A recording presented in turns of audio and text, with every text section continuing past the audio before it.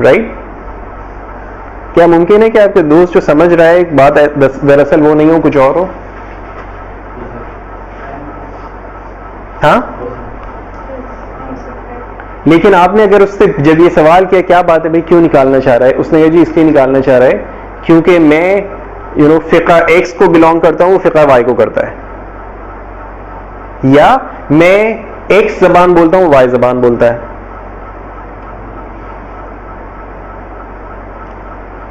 ठीक है? अब और ये बात अगर आपके मिजाज को भी समझ में आती है, उसने कहा जी वो फिका वाई को बिलोंग करते हैं, हाँ यार ये साले होते ही ऐसे जी। क्यों? बिकॉज आपको पता है फिका वाई गलत, हमारा जो फिका है फिका एक्स ठीक है, तो ये फिका वाई वाला ये गलत है साला, राइट? ओके, मगर जिस वक्त हमने इस प्रेमिसेस के साथ, इस प्रीमाइस के साथ स्टार्ट किया, हमने पहली जगह पे, हमने पहली बात से ही गलत एक्सेप्ट कर लिया कि जो चीज हमारा दोस्त समझ रहा है वो सही समझ रहा है। ठीक है? एक आम कम्युनिकेटर, एक आम थेरेपिस्ट यही गलती करता है। वर्जीनिया सैटर के पास जब कोई शख्स आता और इस किस्म की बात करता कि मसलन फर्ज करोगे, कहता जी मेरा बॉस मुझे निकालना चाहता, तो वो पूछती तुम्हें कैसे पता, तुम्हें कैसे पता वो निकालना चाहता है? जी वो मुझे कल मैं ऑफिस गया हूं और मेरे ऊपर झाड़ना शुरू हो गया। ये तो झाड़ने का या डांटने का मतलब ये कैसे हो गया कि तुम्हें निकालना चाहता है? जाहिर है चीख रहा है तो निकालना ही चाहता होगा, बट चीखने का मतलब निकालना कहां से हो गया? ये भी तो मुमकिन है उसको टेंशन हो, बीगम से झगड़ा करके आया हुआ, इस वजह से उसका मूड खराब हो।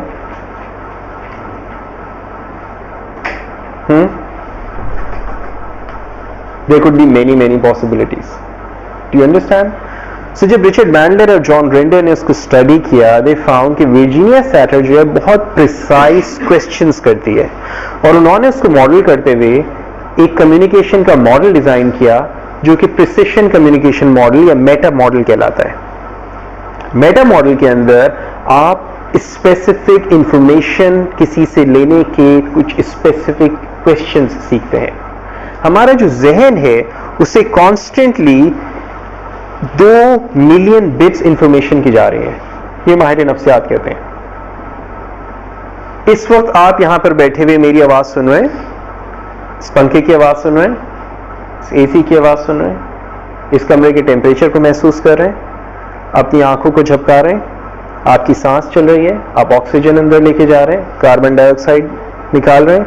आप जो ऑक्सीजन ले जा रहे हैं वो सारी ऑक्सीजन आपकी बॉडी के एक एक खलिए को, एक एक सेल को पहुंच रही है।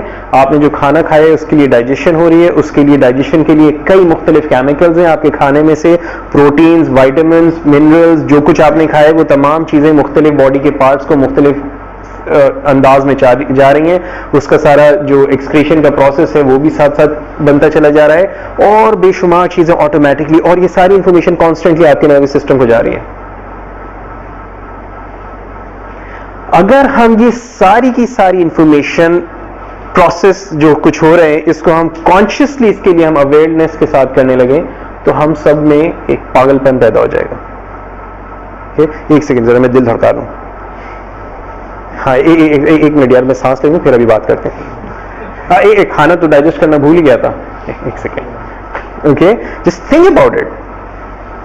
सो इन तमाम चीजों को करने के लिए अल्लाह ताला ने हमारे जहन में कुछ सिस्टम्स रखे हैं। जो सिस्टम्स हमारे जहन में, जो प्रोसेसेस हमारे जहन में हो रहे हैं, उसमें से एक प्रोसेस होता है कि आने वाली इंफॉर्मेशन को हम कॉन्स्टेंटली डिस्टॉर्ट करते रहते हैं। ठीक है? मसलन जो लोग अभी देर से आए हैं, इनसे कोई ये पूछेंगे जी क्या हुआ अभी तक, तो आप में से हर एक शख्स मुख्तलिफ बात बताएगा, राइट? आप में से हर एक शख्स अपनी तरफ से 100% सच बोल रहा होगा, स्टिल आप लोग अलग अलग बात बताएंगे, राइट? क्यों? क्योंकि हर सुनने वाले ने जो कुछ अभी तक हुआ, जो कुछ मैंने कहा, उसको अपने अपने अंदाज से समझा और अपने अपने अंदाज से इंटरप्रेट किया। तो इंफॉर्मेशन जो हमारे जहनों को आ रही होती है वो कॉन्स्टेंटली डिस्टॉर्ट हो रही होती है। और ये चीज याद रखिएगा, जो ये प्रोसेसिंग है ये हम में से हर एक शख्स के साथ हो रही होती है, हम में से हर एक शख्स के। सो अगर फर्ज करो कि आपका अपना सगा भाई हो, आपकी बहन हो, आपकी बीवी हो, आपका शौहर हो, आपका कोई क्लाइंट हो, it doesn't matter, this is something that happens with every human being. हम कोई बात कहते हैं और सुनने वाला उसको किसी और अंदाज से इंटरप्रेट करता है। होता है ऐसा हमारे साथ? क्यों? बिकॉज डिस्टॉर्शन का जो प्रोसेस है वो कॉन्स्टेंटली हमारे जहनों में हो रहा है। दूसरा जो प्रोसेस कॉन्स्टेंटली हमारे जहन में हो रहा है डिलीशन का, कि जो इंफॉर्मेशन आ रही है हम उसमें से कुछ चीजें रखते हैं और जो चीजें हमारी मतलब की हमें इंटरेस्टिंग नहीं लगती हम डिलीट कर देते हैं। कभी गौर किया आपके घर में अगर आपने छोटे बच्चों के साथ आप जोर जोर से उसको आवाज देकर बुलाते रहे, ये वो लगा हुआ है अपने गेम में, कि आप चीख रहे हैं वो नहीं हिलता, और अब आहिस्ता तो नहीं यार आइसक्रीम खानी किसी को, this is what happens, okay, because they get activated instantly. Okay, उस वक्त सारा शोर सारी चीजें सब साइड में हो जाती हैं। होता है ऐसा? ओके, डिलीशन के बाद जो एक और प्रोसेस हम कॉन्स्टेंटली कर रहे होते हैं, that is the process of generalisation. हम आने वाली इंफॉर्मेशन को कॉन्स्टेंटली जनरलाइज कर रहे होते हैं। हम जिंदगी के एक्सपीरियंसेस को, जिंदगी को समझने के लिए, चीजों को समझने के लिए हम जनरलाइज करते हैं, और जनरलाइजेशन के अंदर मतलब एक एक्सपीरियंस हुआ हमें किसी एक चीज के साथ, एक शख्स के साथ, और हमने कहा सारे ऐसे ही होते हैं। ओके, किसी एक शख्स ने हमें धोखा दिया, हमने कहा सारे ऐसे होते हैं। किसी एक ने हमारे साथ चीटिंग करी, हमने कहा सारे चीटर होते हैं। किसी एक बच्चे को हमने शरीर देखा, हमने कहा सारे बच्चे शरीर होते हैं। Is it really true? क्या सचमुच ऐसा होता है? लेकिन क्या हम ऐसा करते हैं? हम कहते हैं ये सारे ऐसे होते हैं। ओके, ये डिस्टॉर्शन, डिलीशन, जनरलाइजेशन, ये तीन प्रोसेसेस हमारे जहन में कॉन्स्टेंटली हो रहे हैं।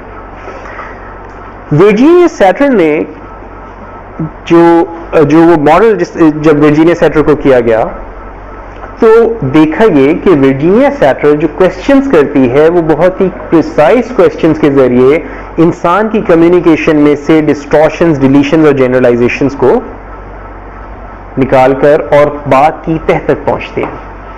ओके, इंशाल्लाह अगर मौका हुआ तो मैं आपको मुख्तसरन ये मॉडल आगे बताऊंगा। वर्जीनिया सैटर के बाद उन्होंने और इसके ऊपर बाय द वे उन्होंने 2 किताबें लिखी, जिन किताबों का टाइटल है structure of magic volume 1 and volume 2। उसके बाद उन्होंने जिस शख्स को स्टडी किया, जिसको मॉडल किया, उसका नाम था Milton H Erickson. Milton Erickson जो था ये एक हिप्नोटिस्ट था, ये एक मेडिकल डॉक्टर था जिसने 1920 से 1980 तक 60 साल में 30,000 से ज्यादा लोगों को हिप्नोसिस या हिप्नोटिज्म के जरिए ट्रीट किया था। ये दुनिया का बेहतरीन हिप्नोटिस्ट गुजरा है, जिसने 100 से ज्यादा रिसर्च पेपर्स और किताबें लिखी हैं हिप्नोसिस के ऊपर। हिप्नोसिस के अंदर मिल्टन एरिक्सन का काम इतना वसी, इतना वास्ट है कि एक ब्रांच हिप्नोसिस की पूरी इसके काम के ऊपर बेस करती है, जो एरिक्सोनियन हिप्नोसिस कहलाती है। ओके, इससे पहले मैं आपको हिप्नोसिस के बारे में बताऊं, आप में से किस किस को पता है हिप्नोसिस हराम है?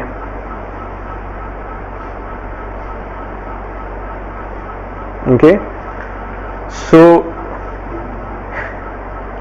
मैं पिछले 30 साल से हिप्नोसिस सीख रहा हूं, पिछले 15 साल से सिखा रहा हूं। ओके, सो मुझे ये हराम वाले लोग कहीं ना कहीं जरूर मिल जाते हैं, इसीलिए मैंने पूछा था। ओके, दूसरों को हिप्नोटाइज करते हैं ना, हिप्नोटाइज करना हराम नहीं है?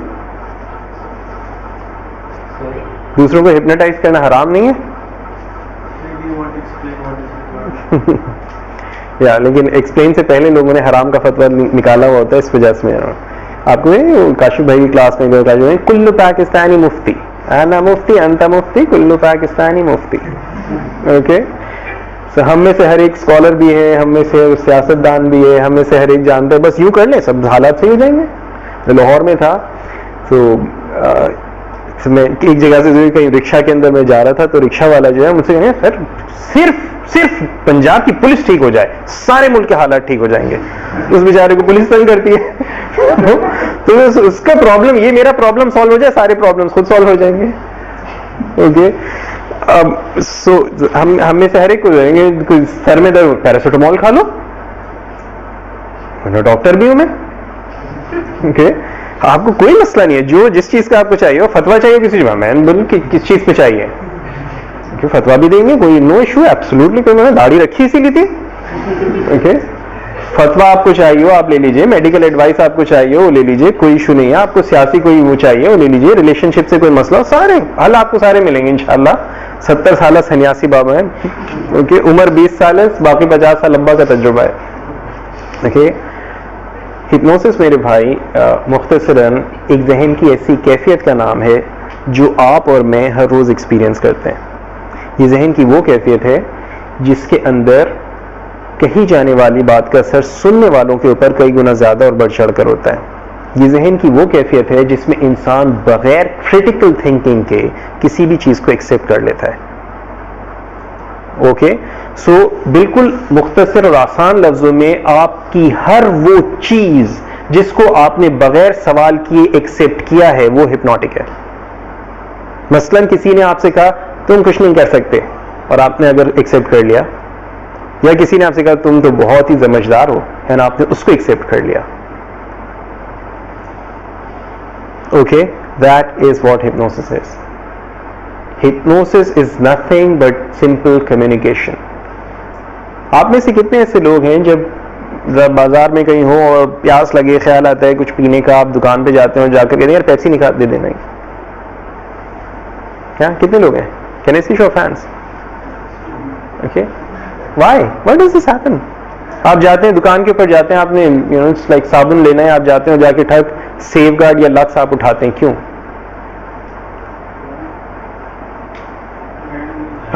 You've been hypnotized. Do you realize that? अच्छा, इस मुल्क में कोई है जो पेप्सी को नहीं जानता हो? बूढ़ा, बच्चा, जवान, मर्द, औरत, जलखा, ओके, जिसको पेप्सी के बारे में नहीं पता हो?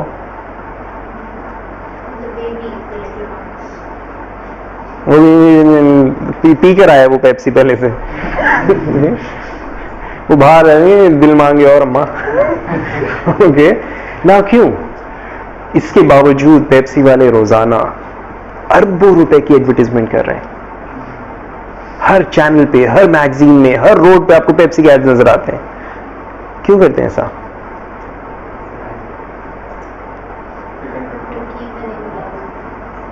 एक दिन अगर ना करें, करोड़ों रुपए की बचा लें अपने, तो कोई मर जाएगा उनका नाम?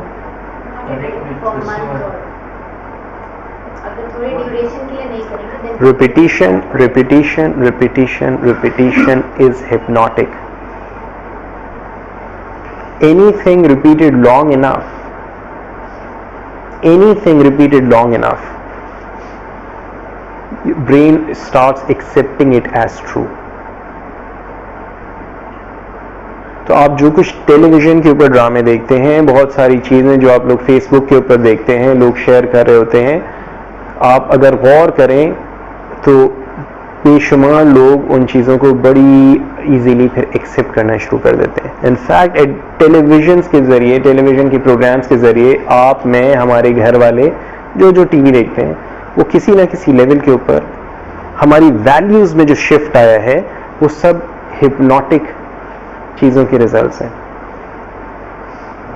ओके, वो किसी भी डायरेक्शन में आ रहा हो। इलेक्शन कैंपेन से पहले जब चल रही थी अभी चंद माह पहले, तो आपने देखा था किस तरह सियासी उनके एड्स आया करते थे कि जज्बाती किस्म के इमोशनल आपको अपील दिखाई जा रही हूँ, मैं तो इन्हीं को जाके दूंगा, भूलना नहीं मेरी बहनों माओ।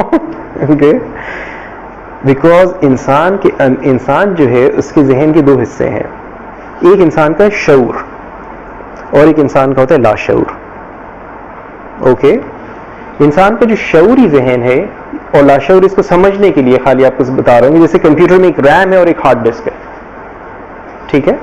आपकी जो कंप्यूटर की रैम है, जब आप कोई प्रोग्राम रन करते हैं, कोई प्रोग्राम यूज करते हैं, तो आपका जो डेटा है वो रैम में होता है। जब आपने कंप्यूटर बंद किया तो जो कुछ रैम में था वो, मगर जो हार्ड डिस्क में डेटा सेव किया हुआ है वो आप अगर उसको साल भर, 2 साल आपने कोई फाइल उसमें डाली थी, 5 साल के बाद भी आप उसे एक्सेस करते हैं, फाइल एज इट इज अपनी जगह पे, एक डॉट इधर से उधर नहीं हुआ होता, ठीक है? सो जो अनकॉन्शियस जिसे हम कह रहे हैं, you can think of it कि आपकी जैसे कंप्यूटर की हार्ड डिस्क है, ठीक है? सो हमारा जो अनकॉन्शियस माइंड है, इसके चंद फंक्शंस होते हैं। हमारा अनकॉन्शियस माइंड की पहली चीज ये कि अनकॉन्शियस माइंड रियल और आर्टिफिशियल में फर्क नहीं करता, इसका काम रिस्पॉन्ड करना होता है। हमारा अनकॉन्शियस माइंड चीजों को देखता है और रिस्पॉन्ड करता है। अनकॉन्शियस माइंड इमोशंस के ऊपर चलता है, इसको इमोशंस अपील करते हैं, ये लॉजिक पे नहीं चलता। आप में से कितने लोग हैं यहां बैठे हुए जो कि ये बिलीव करते हैं, जो ये समझते हैं या जानते हैं कि वो बड़े लॉजिकल रैशनल लोग हैं? Can I see show of hands? कितने लॉजिकल एनालिटिकल लोग हैं यहां पे? कितने लोग हैं एनालिटिकल माइंड वाले? बस एक? ये क्या बात है रियान भाई, एक बंदा आपने रखा है एनालिटिकल माइंड का, वो कौन है? सर बाहर आओ।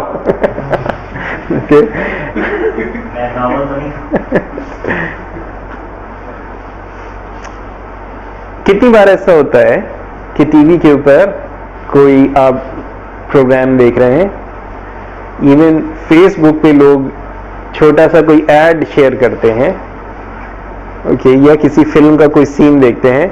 आजकल मैं देख रहा था कि आप लोगों ने एक और भी ट्रेंड निकाला हुआ है, मूवीज से क्या लर्निंग हासिल हो रही है, अल्लाह रहम करे वैसे, okay. Do you people think by the way what you are doing, इसके लॉन्ग टर्म रिजल्ट्स क्या आएंगे, और यू जस्ट डू इट? एक आइडिया ज़हन में, you start working on it, it's time you start thinking, I am telling you, start thinking इसके long term effects. Anyway, so जो इंसान का अनकॉन्शियस माइंड होता है, जब आप टीवी के ऊपर कोई प्रोग्राम देखते हैं, कोई जज्बाती सीन आता है, जज्बाती होते हैं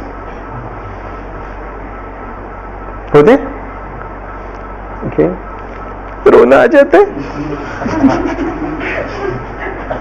हाँ होते?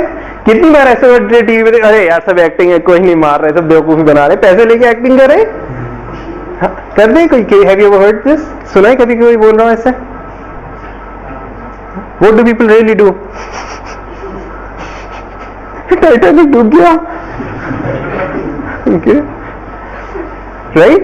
क्यों? बिकॉज इंसान कितना भी रैशनल, कितना भी लॉजिकल, कितना भी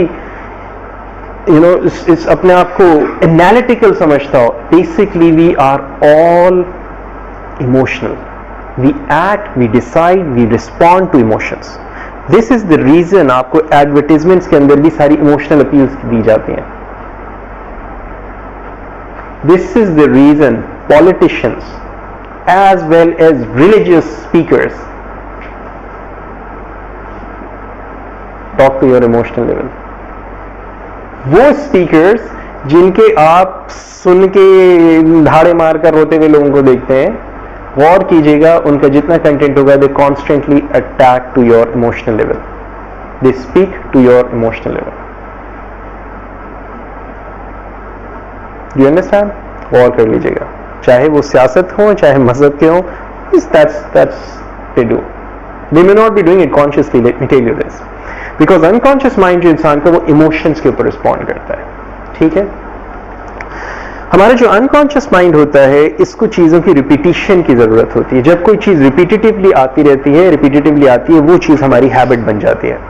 हमारा अनकॉन्शियस माइंड जो होता है, ये हमारे सारी मेमोरीज को स्टोर करता है। सो आपके साथ कभी ऐसा होता है कि आपने किसी पुराने दोस्त को देखा बहुत अरसे के बाद, और अचानक से सारी मेमोरीज रिकॉल होना शुरू हो गई, इससे कब मुलाकात हुई थी, कहाँ मुलाकात हुई थी, कहाँ रहते थे, बचपन के वाकयात चीज़ें, बिकॉज वो चीज़ें आपके जहन में अनकॉन्शियस लेवल पे स्टोर हैं। आप कोई गाना सुनते हैं, कोई म्यूजिक सुनते हैं, कोई तिलावत सुनते हैं, कोई स्मेल सुनते हैं, कोई खाने की स्मेल सुनते हैं, it could be anything out of any of the 5 senses. जो इंफॉर्मेशन स्टोर हुई है, अनकॉन्शियस माइंड उसको इंस्टेंटली सप्लाई कर देता है, ओके। अनकॉन्शियस माइंड हमारी जो नेगेटिव मेमोरीज होती हैं, हमारे जो अनरिजॉल्व्ड इश्यूज होते हैं, उन इश्यूज को होल्ड करके रखता है, ओके। हिप्नोसिस अनकॉन्शियस माइंड के साथ कम्युनिकेट करने का एक इंतहाई इफेक्टिव तरीका है।